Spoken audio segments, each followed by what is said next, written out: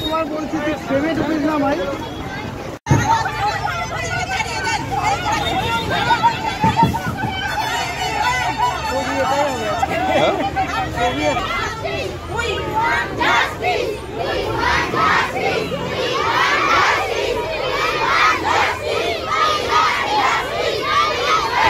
আমি কি এমন দোষ করেছিলাম যে আমাকে এইভাবে ওরা পশুর মতো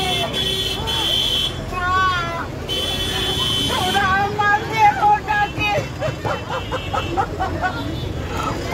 আমার দেহটাকে খুলে খেয়েছে মা।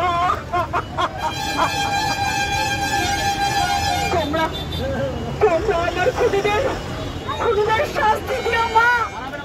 বাবা তোমরা আমার দোষীদের ছেড়ো না বাবা।